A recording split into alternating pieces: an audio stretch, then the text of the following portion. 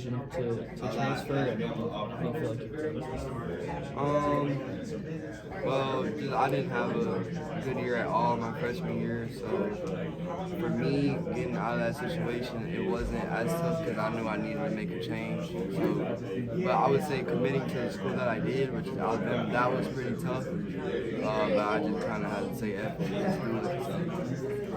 Just how comfortable do you feel now that you've kind of had a year to grow in the system and playing better than you were last year? Just how much more comfortable? Definitely a little bit more comfortable. Not all the way, like not 100%, but a lot of growth in that area for sure since last year. What kind of areas do you feel like you've grown most over this year? Just my decision making on the offensive end. Just my overall comfortability, like when I'm in the game playing, making plays on defense and offense. Just overall, it's not all the way where it needs to be, but it's definitely super like improved. So when you have a game, shout out to when you have a game like you did last night, 20-point game, shooting really well, how much kind of confidence does that give you going into the next game? How easy is it to kind of replicate what you have a good game? It gives you like a little bit of confidence that like you can do it, but you can't ride on that. You gotta do it over again and like act like you didn't even do it. So you just gotta do it. You kinda gotta watch it.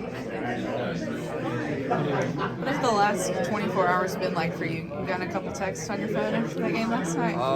Some, but just the ones that I really had to highlight was my mom, my grandma, my pops called me, my cousin, my brother, my sister, just all the people that's in my main circle. So that was good.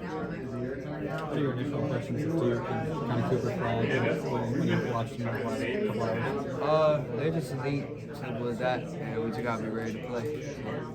Do you think they remind you of anybody you saw in the SEC at all this year? I'll be honest, not really. They kind of got their own vibe to their team, so it's gonna be a fun game for sure. Defensively last night, is there anything BYU is doing specifically that you think allowed so many open looks, and maybe early on in that game particularly? Yeah, they were kind of like trying to keep us out the paint, so they had their guys in the gaps like super heavy, which gave us a lot of threes. But we don't know what Duke is gonna do, but we'll be ready for it. So. Did it surprise you at all that they were kind of like going under on some screens early? Yeah, it surprised me a lot. I'll be honest. There were some shirts at the Kentucky home game this year that said "New Blood over Blue Blood." Is that something? Obviously, Duke's a Blue Blood basketball program, but with y'all kind of being a new blood, with Nate going back-to-back Elite Eights, is that kind of a role y'all embrace, is kind of like establishing yourself as the new blood in college basketball? Yeah. We kind of just try to go out there and just, as players, I'm speaking for the players, we kind of just try to go out there and just control what we can control, which is just playing as hard as we can every second that we're on the court. Aden, last year, your team went out in the first round, and now you're sitting here 40 minutes away from going to the Final Four. Just for you, how does that feel, knowing the way last year went? It feels good, but job not done, so can't really worry about that. You gotta focus on finishing the job. Did you notice it midway through last game where the Duke fans kind of came in and filled in the empty spaces? And did you kind of notice that there was a lot of Duke fans during the game? There is a lot of them. What is it going to be like playing maybe, what could feel like a road game up here in New Jersey? We're used to tough road games coming from the SEC, so how much does that maybe going into a situation like you faced in maybe Auburn, how much does that help? Right. Like I said, we come from the SEC, so we're used to tough road games all season. So. What's the toughest one you faced? Yeah, some tough ones.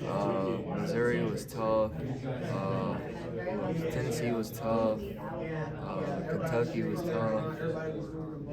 Auburn was tough. Damn near everybody, to be honest. So. Last night after the game, a lot of the guys I talked to brought up Mudita and just being happy for guys like you or anyone that was making their shots. Just how much is that a part of the culture of this team, or kind of what's the culture of this team like right now as y'all are trying to make another Final Four run? It's huge.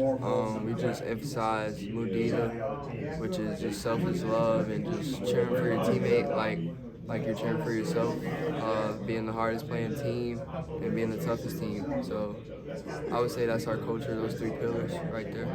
I heard people were saying that it started with Mo and it'd be kind of like Mo Dita.